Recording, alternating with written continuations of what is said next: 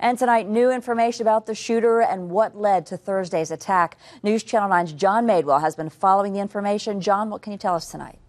Well, Kim, leads are pouring in after this deliberate attack on the United States military. Mohammad Youssuf Abdulazeez and his actions are being treated as terrorism. We now know he had 2 long guns, a handgun, and a load-bearing vest for his ammunition. But the fearless action of the Chattanooga Police Department stopped his heinous plan from taking any more lives. This is an investigation of terrorism. The U.S. Attorney was very clear. A fierce firefight yesterday at the U.S. Marine and Naval Reserve Center. Mohammad Abdulazeez drove there after spraying bullets into the recruitment center on Lee Highway. Chattanooga Police Chief Fred Fletcher says his officers' training, bravery, and heroism kicked in.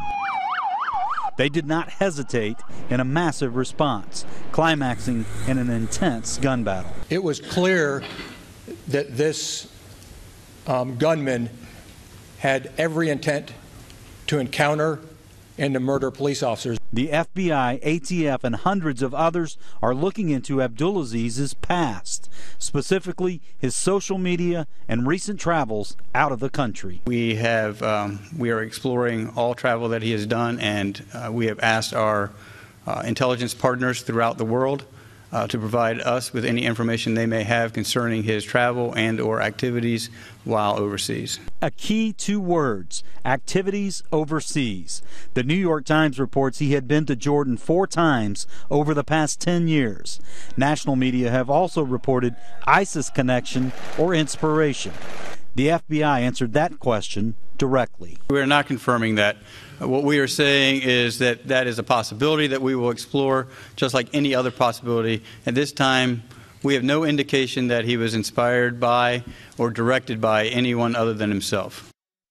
And this investigation has led to approximately 70 tips for the federal agents. Of course, state agents are working on this, local, all the way down to the smallest law enforcement officers, and they are trying to run down all those leads right now. Now, what about a possible job application, I believe in Cleveland, Ohio? It was in Ohio, about 35 miles northeast of Cleveland. He actually worked for 10 days at a nuclear power plant there.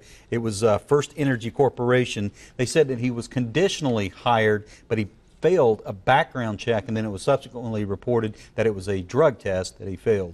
And this was about 2 years ago. Interesting. And now they're also keeping up with his social media activity, right? Is anything new with that? They're looking at everything he had contact-wise, email, social media, blogs, everything like that, to try to find out who he was in contact with, what kind of messages he may have been sending or receiving. Those are the things they're looking into. And, kind of tying back to that power plant, he was an intern at TVA.